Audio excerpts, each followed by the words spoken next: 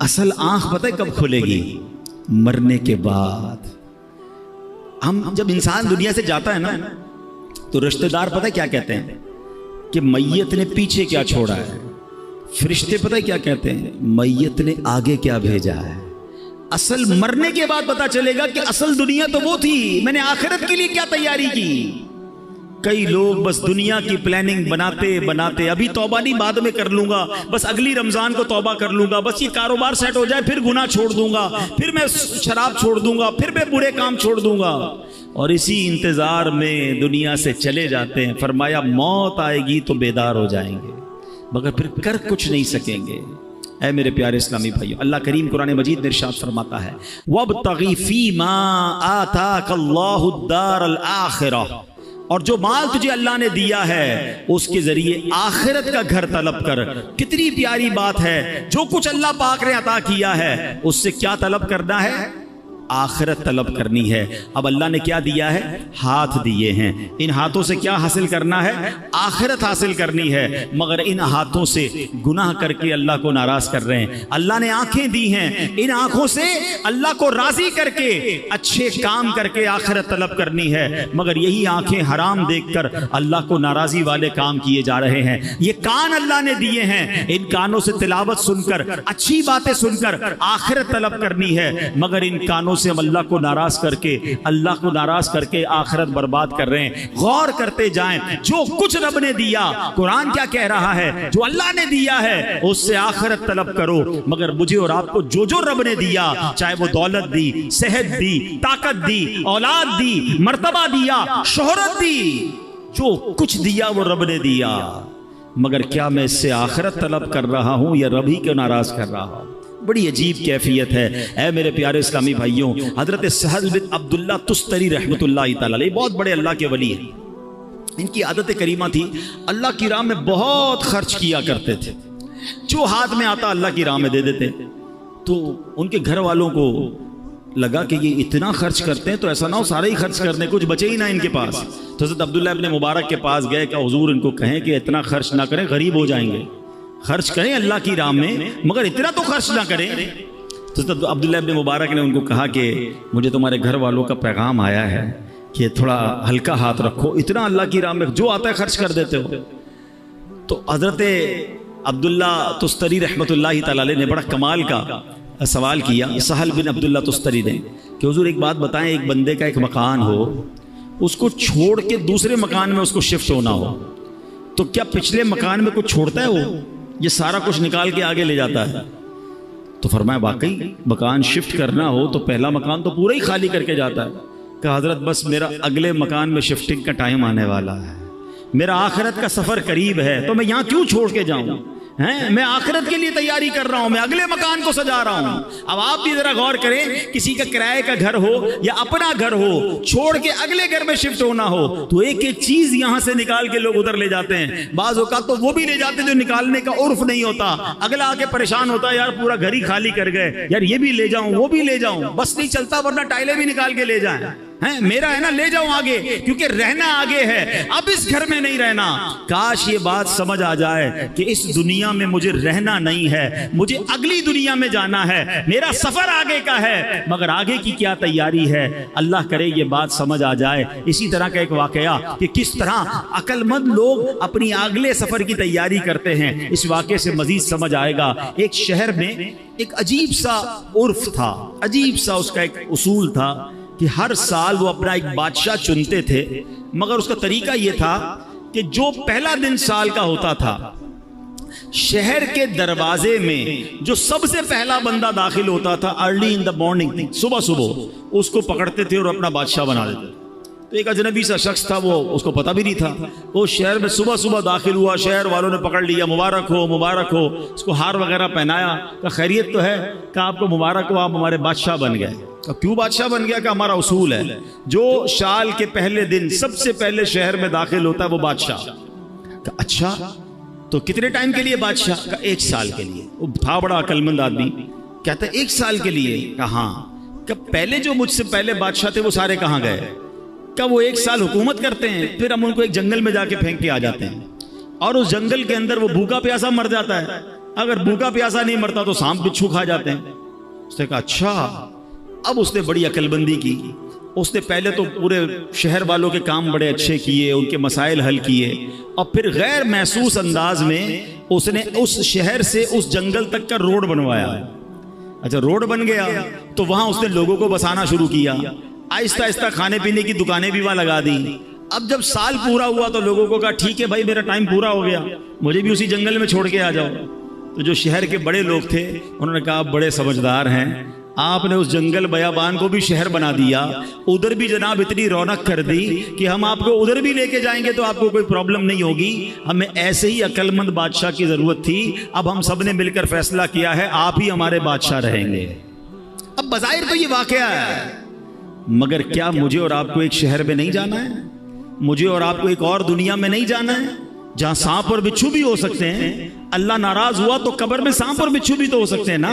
جہنم کی آگ اور جہنم کا عذاب کتنا خطرناک ہے، مگر ہم میں سے کون ہے جو اس جہان کو، آخرت کے معاملات کو آسان کرنے کے لیے یہاں سوچ رہا ہے کہ یار یہیں رہ کر میں آخرت بہتر کر لوں۔ ایک اور واقعہ میں نے پہلے بھی بیانات میں سنایا ہے کہ ایک ملک تھا، یہ بھی حکایت ہے ایکچولی، یہ اس طرح کی حکایتیں چوٹ کرنے کے لیے ہوتی ہیں، کہ ایک ملک میں ایک مقابلہ کروایا گیا کہ اس پورے ملک میں سب سے بڑا بے وقوف کون ہے۔ اب ہے نا بڑی عجیب بات، بے وقوفوں کا مقابلہ کون کرتا ہے؟ بہرحال مقابلہ ہوا، وزیروں نے سلیکٹ کیا کہ بادشاہ سلامت ہم نے جان لیا ہے کہ یہ بندہ سب سے بڑا بے وقوف ہے۔ چیک کر لیا اس کو، اس نے اپنی سونے چاندی کی خوبصورت سی مالا ہار پہنایا اور اس کو گھر بھیج دی۔ وہ بندہ بڑا خوش گھر آ گیا۔ تھوڑے دنوں بعد اس کو کسی نے بتایا کہ بادشاہ سلامت بڑے بیمار ہو گئے ہیں۔ کہا اچھا چلو میں جا کے ملتا ہوں بادشاہ سلامت سے۔ بادشاہ کے پاس گیا، کہا بادشاہ سلامت کیسے ہیں آپ، ٹھیک ہیں؟ تو کہا بس اب تو آخری لمحات ہیں، یہ دنیا چھوڑ کر جا رہا ہوں۔ کہتے ہیں اچھا بادشاہ سلامت کہیں اور جا رہے ہیں؟ تھا تو بے وقوف نا۔ کہاں بس اب یہ دنیا، یہ جہان چھوڑ کر اگلے جہان میں جا رہا ہوں۔ تو بادشاہ سلامت یہ بتائیے یہاں تو اتنا بڑا محل ہے، اتنے سارے کمرے ہیں، جدھر جا رہے ہیں ادھر محل بنا لیا ہے؟ بادشاہ کہتا ہے وہاں تو جھونپڑی بھی نہیں بنائی ہے۔ اچھا بادشاہ سلامت میں دیکھ رہا ہوں آپ کے پاس بڑے پیسے ہیں، یہاں پر بڑے ہیرے جواہرات ہیں، جدھر جا رہے ہیں ادھر آپ نے پیسے بھجوا دیے؟ کہا نہیں ادھر تو پھوٹی کوڑی بھی نہیں ہے۔ کہ بادشاہ سلامت ادھر میں دیکھ رہا ہوں آپ کے آگے پیچھے اتنے خادم خادمائیں ملازم، جدھر جا رہے ہیں ادھر کچھ ملازم بھجوائے نہیں بھجوائے؟ کہا ادھر میرا کوئی خدمتگار نہیں ہے۔ تو اس بے وقوف نے پتہ کیا کیا، جو اپنی مالا تھی نا جو بادشاہ نے پہنائی تھی اس کو اتاری اور اس کو بادشاہ کو پہنا دی۔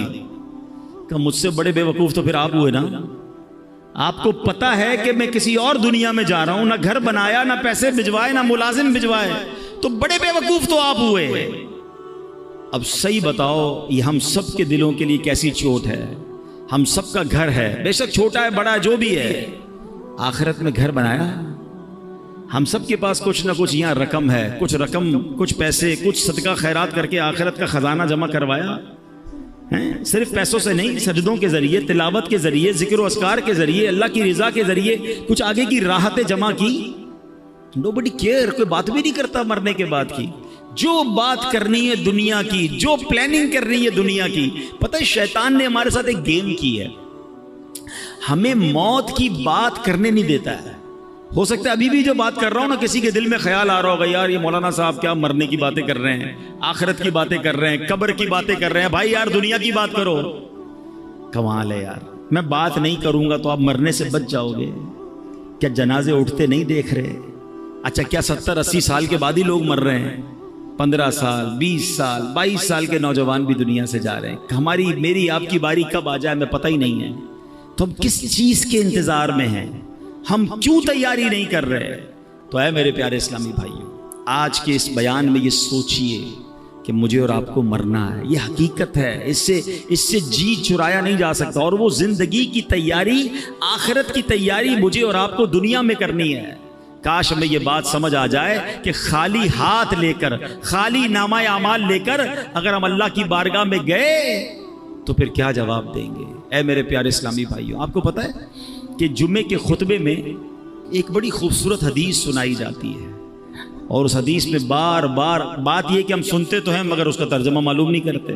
اگر معلوم کر لیں سمجھیں تو کتنے خوبصورت میسیجز ہوتے ہیں. اللہ کے حبیب علیہ الصلوۃ والسلام فرماتے ہیں البر لا یبلا والذنب لا ینسا والدیان لا یموت اعمل ما شئت کما تدین تدان. کچھ یاد آ رہا ہے؟ ایسے الفاظ کانوں میں آتے ہیں نا, آتے تو ہیں, ہم تو اس وقت اپنی دکان کا حساب کر رہے ہوتے ہیں, ہمارا تو دھیان کہیں اور ہوتا ہے. ہر جمعے یہ تقریباً حدیث خطبوں میں سنائی جاتی ہے. کیا کمال کی حدیث ہے. البر لا یبلا, نیکی پرانی نہیں ہوتی. والذنب لا ینسا, گناہ بھلایا نہیں جاتا. والدیان لا یموت, جس رب نے انصاف کر رہا ہے اس کو موت نہیں آنی. اعمل ما شئت کما تدین تدان, کر لے جو کرنا ہے, جیسی کرے گا ویسی بھرے گا. ہے نا حدیث سمجھانے والی کہ نیکی پرانی نہیں ہوگی, نیکیاں کرتے رہیے. اچھا گناہ کر کے ہم بھول جاتے ہیں, مگر ہم بھول گئے, کہیں لکھے گئے ہیں, کہیں موجود ہیں, ہمارے نامہ اعمال میں موجود ہیں. ہمارا معاملہ ہی الٹا ہے. ہمارے بزرگان دین ایک زندگی میں غلطی ہو جاتی ساری زندگی اسے یاد کر کے روتے. ہمارے ہزاروں گناہ ہیں, ہمیں یاد ہی نہیں ہیں, ہمیں اپنی نیکیاں یاد ہیں. کبھی کبھی جناب تہجد پڑھ لیں تو ایسا لگتا ہے میں تو پکا ہی جنتی ہو گیا. آج تو 5 ٹائم جماعت سے نماز پڑھی ہے, کمال ہو گیا.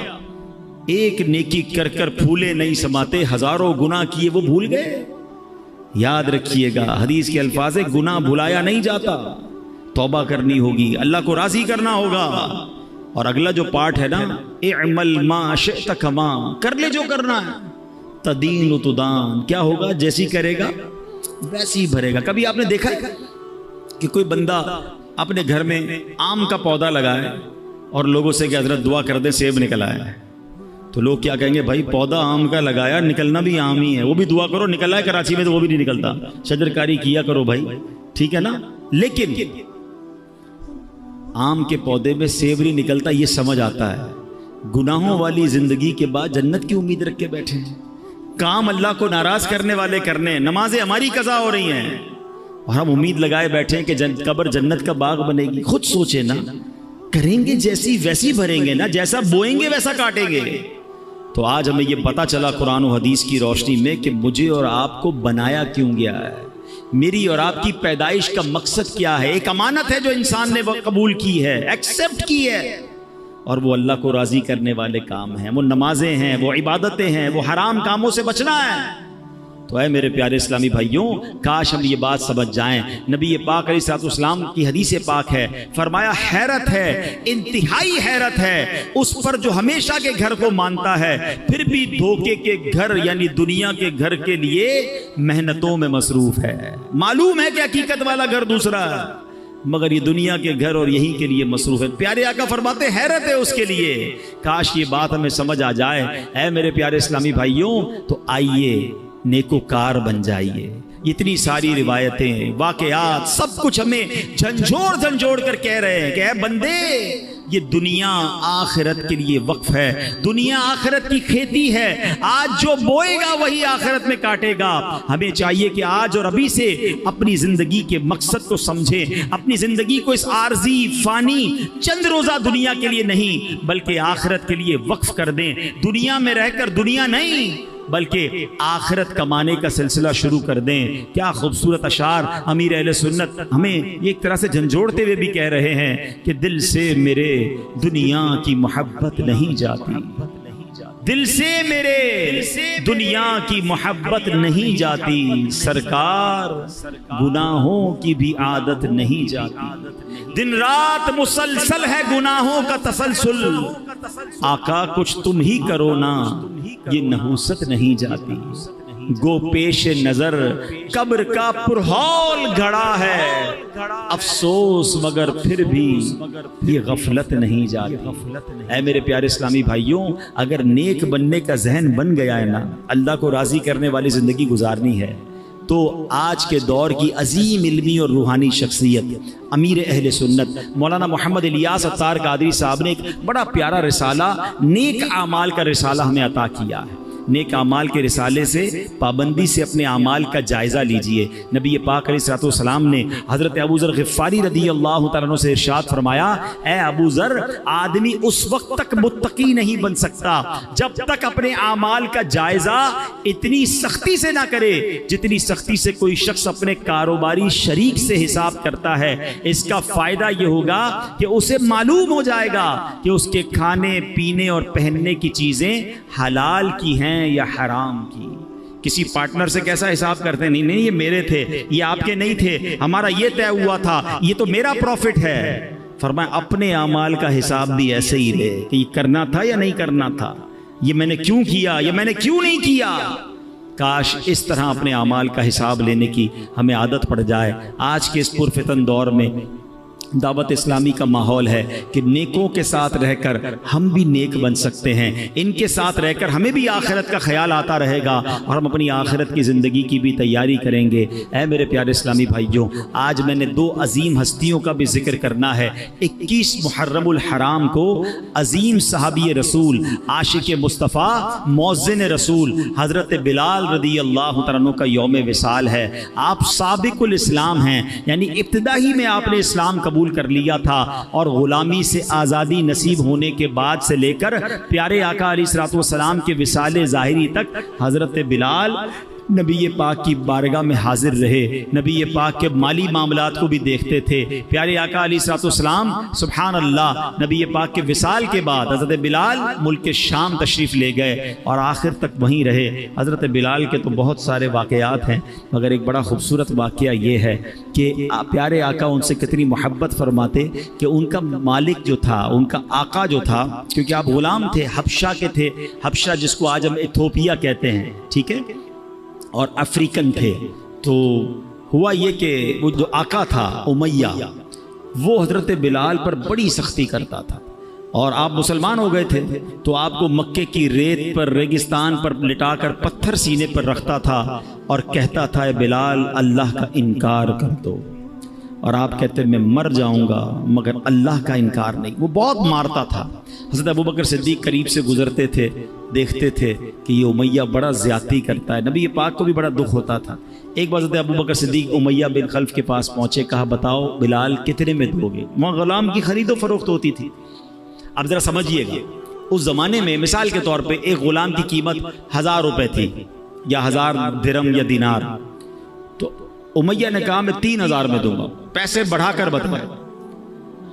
حضرت ابوبکر صدیق نے کہا مجھے منظور ہے، کہا نہیں 4000 میں دوں گا، کہا مجھے منظور ہے، کہا 5000 میں دوں گا، کہا مجھے منظور ہے۔ وہ پیسے بڑھاتا رہا، حضرت ابوبکر صدیق اس کو اوکے کرتے رہے، آخر کار ایک بڑی تگڑی رقم پر حضرت بلال کو انہوں نے خرید لیا۔ تو امیہ کہتا ہے اے ابوبکر رضی اللہ تعالیٰ عنہ، تمہارے کاروبار کے تو بڑے چرچے سنے ہیں، تم تو بڑے کاروباری ہو، سودا بڑا کس کے بڑا جانچ کے لیتے ہو، تم نے ایک حبشی غلام کو اتنا مہنگا خرید لیا۔ سیدنا ابوبکر صدیق کے وہ تاریخی الفاظ سنے، وہ کہتے تمہیں کیا معلوم بلال کی قیمت کیا ہے؟ اے امیہ تو اگر اس سے بھی زیادہ مانگتا میں اس سے زیادہ تجھے رقم دیتا۔ حضرت بلال کو لیا اور نبی پاک کی بارگاہ میں حاضر ہوئے، کہا حضور بلال حاضر ہے، حضور بلال کو آزاد کروا کے لایا ہوں۔ اللہ اکبر، نبی پاک اتنا خوش ہوئے، فرماتے اے ابو بکر بلال کو خرچ کرنے میں جو رقم خرچ کی ہے نا، اس میں کچھ پیسے میرے بھی شامل کر لو۔ حضرت ابوبکر کہتے ہیں حضور میرا جو کچھ ہے سب آپ ہی کا تو ہے۔ اللہ اکبر، ایسے بلال ہیں جن کو نبی پاک سے کتنی محبت اور سرکار دو عالم علیہ الصلوۃ والسلام کو ان سے کتنی محبت ہے، سبحان اللہ۔ حضرت سیدنا ابراہیم بن ادھم رحمۃ اللہ تعالی علیہ، یہ بہت بڑے اللہ کے ولی اور یہ بعد میں بلخ شہر کے بادشاہ بھی بن گئے، مگر جب یہ خود ایک زمانے میں بادشاہ تھے، توبہ کر کے تو یہ انہوں نے بادشاہ چھوڑ دی، مگر یہ پہلے بلخ شہر کے بادشاہ تھے، بہت امیر زادے تھے۔ تو ہوا یہ کہ ایک مرتبہ کسی نے آپ سے پوچھا کہ علی جان یہ آپ کی زندگی میں انقلاب کیسے آیا؟ آپ تو بڑے بادشاہ تھے اور اب توبہ کر لی اور اب آپ ایک بالکل عام انسان کی زندگی بسر کرتے ہیں۔ تو فرمایا میں خراسان کے شاہی خاندان سے تھا، یہ ان دنوں کی بات ہے جب میں جوان تھا۔ ایک دن میں شکار کے ارادے سے جنگل میں نکلا اور میں شکار کے لیے جانور ڈھونڈ رہا تھا، اچانک مجھے غیب سے ایک آواز آئی، کوئی کہنے والا کہہ رہا تھا، اے ابراہیم کیا تمہیں اس لیے پیدا کیا گیا ہے؟ میں نے گھبرا کر ادھر ادھر دیکھا، کوئی بھی نظر نہیں آیا۔ مجھ پر سختہ طاری ہو گیا کہ یہ کس کی آواز تھی۔ تھوڑی دیر کے بعد جب میں دوبارہ نارمل ہو گیا، حواس میرے دوبارہ جو ہے وہ بحال ہوئے، پھر جانور ڈھونڈنے لگا، پھر شکار کے لیے آگے گیا۔ کچھ ہی دور چلا تھا کہ جس زمین پر میں چل رہا تھا اس کے اندر سے آواز آئی، اے ابراہیم اس میں کوئی شک نہیں کہ تمہیں ان کاموں کے لیے پیدا نہیں کیا گیا۔ اس غیبی آواز نے میرے دل کی دنیا بدل دی۔ میرا ملازم جو بکریاں چرا رہا تھا اس کو میں نے اپنا قیمتی لباس دے دیا، اس کا اونی لباس میں نے خود پہنا، سب کچھ چھوڑ چھاڑ کر میں مکہ مکرمہ کی طرف چلا گیا۔ حضرت ابراہیم بن ادم کی زندگی کے اور بھی بڑے پیارے واقعات ملتے ہیں کہ یہ بادشاہت چھوڑنے کے کیسے کیسے واقعات ہوئے۔ کہ ایک بار کیا ہوا کہ آپ فرماتے کہ میرا بڑا زبردست محل تھا، ایک شخص اندر آیا، اسٹرینجر تھا، میں جانتا نہیں تھا، کوئی ان نون آدمی تھا، مگر اندر آ کر وہ کہتا ہے کہ مجھے یہ مسافر خانہ اچھا نہیں لگا۔ حضرت ابراہیم بن ادم کہتے ہیں اتنا بڑا محل، اتنا بڑا بادشاہ کا محل، کہتے ہیں مسافر خانہ؟ کہتے ہیں حضرت آپ کو مسافر خانہ نظر آ رہا ہے؟ اتنا بڑا محل ہے، اتنی شاندار کمرے ہیں۔ تو بزرگ کہتے ہیں یہ بتاؤ تم سے پہلے یہاں کون رہتا تھا؟ کہا میرے والد رہتے تھے۔ کہا اس سے پہلے کون رہتا تھا؟ کہا دادا رہتے تھے۔ اچھا اس سے پہلے کون تھا؟ کہا پردادا رہتے تھے۔ تو کہا پھر بتاؤ مسافر خانہ کس کو کہتے ہیں؟ ایک آتا ہے پہلا چلا جاتا ہے، پھر اگلا آتا ہے تو اس سے پہلے والا چلا جاتا ہے، ایک آ رہا ہے دوسرا جا رہا ہے، مسافر خانہ نہیں تو کیا ہے؟ کہتے ہیں یہ بات مجھے میرے دل پہ اثر کر گئی کہ واقعی جس محل کو، جس جائیداد کو، جن چیزوں کو میں سب کچھ سمجھ رہا ہوں یہ تو جانے والی ہے۔ اور پھر حضرت ابراہیم بن ادم رحمت اللہ تعالی علیہ نے یہ بات جب اپنے کے دل میں بیٹھ گئی نا تو وہ اللہ تعالیٰ کی راہ میں نکل گئے، اپنا سارا مال اللہ کی راہ میں خرچ کیا، تارک الدنیا ہو گئے۔ تو آپ ایک بار دریا کے کنارے بیٹھ کر گدڑی سی رہے تھے تو ایک قریبی ریاست کا بادشاہ وہاں سے گزرا، اس نے کہا اے ابراہیم اتنی بڑی بادشاہت چھوڑ دی، آج دریا کنارے بیٹھ کر اپنی رضائی خود سی رہے ہو، تمہارے آگے پیچھے تو بڑے نوکر چاکر تھے، اس سے کیا ملا تمہیں؟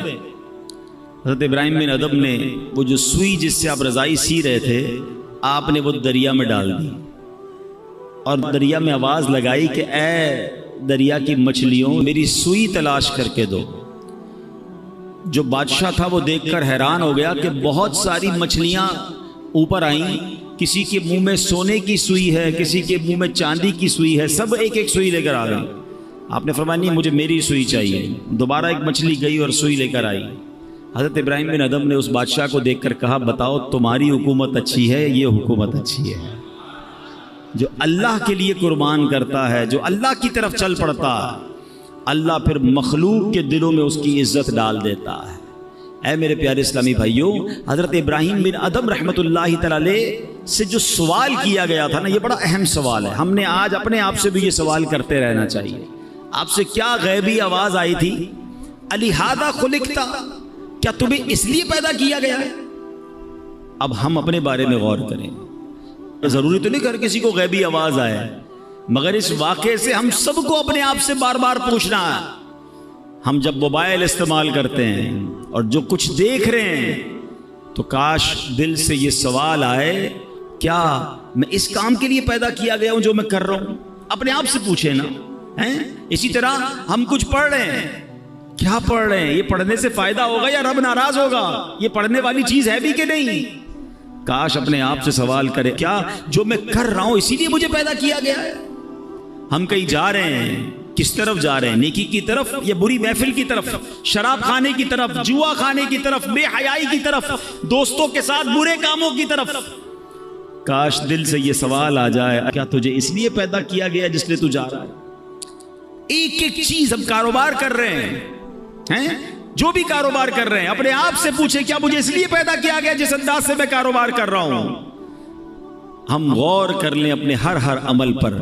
اے میرے پیارے اسلامی بھائیوں، اگر ایسا نہیں ہے تو پھر ایسا نہ ہو کہ رب عز و جل مجھ سے ناراض ہو جائے، کہیں میں اپنی زندگی غلط یا فضول کاموں میں تو نہیں گوا رہا ہوں۔ شاعر لکھتے ہیں کچھ مقصد حیات ضروری ہے دوستوں، کچھ مقصد حیات ضروری ہے دوستوں، کہنا یہ دل کی بات ضروری ہے دوستوں، جو فکر آخرت میں گزاری وہ مکمل، ورنہ تو یہ حیات ادھوری ہے دوستوں۔ کس کام میں زندگی گزر رہی ہے؟ ایک بات یاد رکھیے، ہم میں سے کوئی یہاں 15 سال، کوئی 20 سال، کوئی 30، کوئی 50، کوئی 60 سال کا بھائی بیٹھا ہے، لیکن غور کیجئے، کبھی ہم نے غور کیا، معلوم کرنے کی کوشش کی مجھے دنیا میں بھیجا کیوں گیا ہے؟ ہر چیز کے بنانے کا ایک ریزن ہے نا۔ آپ کے کئیوں کے سر پہ ٹوپی ہے، ٹوپی کیوں بنائی؟ سر کو ڈھانپنے کے لیے۔ لباس ہے، کیوں بنا؟ کپڑے پہننے کے لیے۔ گھڑی ہے، کیوں ہے؟ ٹائم بتانے کے لیے۔ قلم ہے، کیوں بنائی؟ لکھنے کے لیے۔ اشرف المخلوقات بنا دیا رب نے، کس لیے؟ پتہ ہی نہیں ہے کہ میری تخلیق کا، مجھے بنانے کا مقصد کیا ہے۔ اور ایک اور سوال میں کرنا چاہوں گا، آپ کے جیب میں قلم ہوتی ہے، جب تک لکھتی ہے کہاں رہتی ہے؟ جیب میں، سینے کے ساتھ۔ لکھنا بند کر دے، ختم کر دے، پھر کہاں جاتی ہے؟ ڈسٹ بن میں۔ مقصد ختم ہو گیا نا، اب اس پین کا حاصل کوئی نہیں ہے۔ اگر میں اور آپ مقصد کے مطابق زندگی نہیں گزار رہے تو پھر کہاں جائیں گے؟ غور کیجئے نا، ایک طرف تو اشرف المخلوقات ہمیں کہا جا رہا ہے، مگر یہی بندہ جس مقصد کے لیے سے بنایا گیا، اول تو کئیوں کو مقصد ہی نہیں پتا، اور اگر معلوم ہے تو کیا زندگی اس مقصد کے تحت گزر رہی ہے؟ اب مولانا جلال الدین رومی بہت مشہور صوفی بزرگ ہیں، فرماتے ہیں اگر تمہیں بادشاہ کسی خاص کام کے لیے بھیجے، چلے آج کی زبان میں کہہ دوں کہ آپ کا کوئی سیٹ ہے، باس ہے، کہیں آپ جاب کرتے ہیں، ٹھیک ہے نا، آپ کا افسر ہے، آپ کو کہے خاص کام ہے، فلاں کام کر کے آؤ، آپ وہ کام کرنے نکلیں اور راستے میں بہت سارے دوسرے کام کرنے لگ جائیں، اور پرٹیکولرلی جس کام کے لیے بھیجا وہ کام ہی نہ کریں، تو بتائیے وہ بادشاہ جو ہے یا وہ جو باس ہے، وہ آپ کا افسر ہے، وہ خوش ہوگا یا ناراض ہوگا؟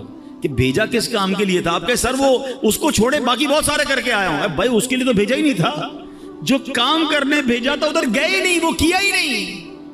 اللہ اکبر۔ اب آؤ میں قرآن کی زبانی بتاتا ہوں، میں اور آپ بنائے کس لیے گئے، مجھے اور آپ کو بھیجا کس لیے گیا ہے، مقصد حیات کیا ہے ہمارا، میرا اور آپ کا؟ رب کا کلام پارہ نمبر 22 ہے، سورہ احزاب۔ اللہ کیا ارشاد فرماتا ہے، غور سے سنیے گا۔ اِنَّا عَرَضْنَا الْأَمَانَةَ عَلَى السَّمَاوَاتِ وَالْأَرْضِ وَالْجِبَالِ فَأَبَيْنَا أَن يَحْمِلْنَهَا وَأَشْفَقْنَا مِنْهَا وَحَمَلَهَا الْإِنسَانُ۔ آسان ترجمہ قرآن کنز العرفان۔ اللہ فرماتا ہے بے شک ہم نے آسمانوں اور زمین اور پہاڑوں پر امانت پیش کی، امانت پیش فرمائی تو انہوں نے اس کے اٹھانے سے انکار کیا اور اس سے ڈر گئے، اور انسان نے اس امانت کو اٹھا لیا۔ یعنی ذرا غور کیجئے، آسمان، زمین، پہاڑ کیسی مضبوط اور عجیب مخلوقات ہیں، انہوں نے جس امانت کا بوجھ نہ اٹھایا وہ انسان نے اپنے ذمے لے لیا۔ اچھا پھر ہوا کیا کہ آسمانوں، زمین، پہاڑوں کو وہ عزت نہ ملی جو اللہ نے عزت انسان کو بخش دی، کیونکہ انسان کو اشرف المخلوقات فرما دیا گیا۔ لیکن اب سوال یہ، وہ امانت کیا ہے جس کو اٹھانے سے پہاڑ نے انکار کر دیا، زمین نے انکار کر دیا، ٹھیک ہے، آسمان نے انکار کر دیا؟ فرمایا وہ امانت ہے نمازیں اور ہر وہ کام جس کے کرنے پر ثواب ملے اور نہ کرنے پر گناہ ہو۔ نہیں کریں گے تو گناہ ہوگا، یہ وہ امانت ہے جو انسان نے اپنے ذمے لے لی ہے۔ اور اللہ نے پھر انسان کو کیا شرف دیا؟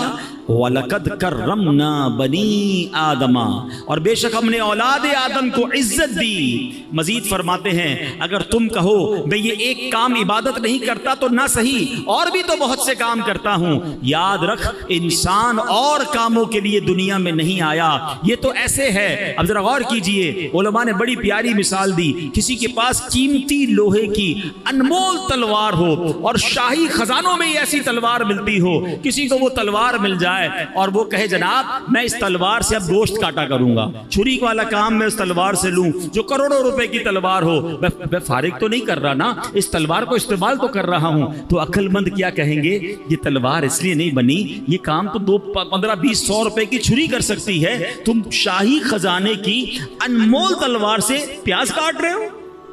ایک اور مثال دی علماء نے کہ کسی کو سونے کی دیگ مل جائے، خزانے کے اندر سے پہلے کے زمانے میں ہوتی تھی، سونے کی دیگ مل جائے اور اس سونے کی دیگ میں وہ شلجم پکانے لگ جائے، حالانکہ اس دیگ کے چھوٹے سے ٹکڑے سے نہ جانے اور کتنی دیگیں آ جائیں گی. یعنی یہ جو خزانے ہوتے ہیں یہ اس طرح کے معمولی کاموں کے استعمال کرنے کے لیے نہیں ہوتے. علماء نے ایک اور مثال دی، کسی کو بڑی قیمتی تلوار ملے اور وہ دیوار میں اس تلوار کو گاڑ لے اور اس پر جناب لوہے ٹوٹے ہوئے برتن لٹکائے یا اپنے کپڑے سکھائے، تو لوگ کیا کہیں گے، یہ تو کوئی چھوٹی سی لکڑی لگا کر بھی کام ہو سکتا تھا، اتنی قیمتی تلوار کو اس لیے نہیں بنایا گیا. اب اگر آپ آج کے دور میں اگر آپ غور کریں کہ کوئی قیمتی ہماری چیز ہے اس کو ہم پراپر استعمال نہ کریں، فضول استعمال کریں، تو لوگ کیا کہتے ہیں، یار یہ کیا کر رہے ہو، یہ اس کام کے لیے تو چیز نہیں بنی ہے. اچھا دنیا کی چیزوں کے لیے ہمیں یہ بات سمجھ آ رہی ہے، مگر غور کیجئے مجھے رب نے جس لیے بنایا ہے میں وہ نہیں کر رہا ہوں اور بہت سارے کام کر رہا ہوں. تو پھر بتائیں ہم اپنے مقصد حیات پر ہیں یا ہٹ چکے ہیں؟ قرآن کیا کہتا ہے پتہ ہے میری اور آپ کی قیمت کیا ہے؟ آپ کہیں گے یار آپ اتنی قیمتی تلواروں کی اور سونے کی دیگ کی مثال دے رہے ہیں، ہم تو غریب سے لوگ ہیں، ہماری کون سی قیمت ہے؟ آپ کو پتہ ہی نہیں ہماری اور آپ کی قیمت کیا ہے. اس کا قیمت بھی میری اور آپ کی قرآن ارشاد فرماتا ہے. سنو اے انسانوں، اے مسلمانوں، رب نے کیا شاندار تمہاری قیمت فرمائی ہے. اللہ فرماتا ہے ان اللہ اشترى من المؤمنین انفسهم واموالهم بان لهم الجنہ. قرآن کہتا ہے بے شک اللہ نے مسلمانوں سے ان کی جانیں اور ان کے مال اس بدلے میں خرید لیے کہ ان کے لیے جنت ہے. ہمارا سودا ہو چکا ہے، میری جان میرا مال یہ سب میرے رب کا ہے، اور اس کے بدلے کیا ملنا ہے؟ رب نے اس کے بدلے جنت کا مول دینا ہے. اب ہم دیکھیں کہ ہمیں کیا خوبصورت مول ملنے والا ہے، مگر ہم کر کیا رہے ہیں، ہم کن کاموں میں لگ گئے، ہم اللہ کی نافرمانی میں لگ گئے. ایک بڑی مشہور آیت ہے، ہم سب نے کئی بار سنی ہوگی، وَمَا خَلَقْتُ الْجِنَّ وَالْإِنسَ إِلَّا لِيَعْبُدُونَ. اللہ کیا فرماتا ہے، میں نے انسان اور جنات کو نہیں بنایا مگر اپنی عبادت کے لیے. یعنی اللہ نے مجھے اور آپ کو اپنی عبادت کے لیے بنایا. اب عبادت چھوڑ کر ساری دنیا کے کام کر رہے ہیں، کئیوں کی نمازیں قضا ہو رہی ہیں، کوئی جناب گناہوں میں پڑا ہوا ہے، کوئی اللہ کی نافرمانی میں پڑا ہوا ہے، رب کی ناراضی والے کاموں میں پڑا ہوا ہے.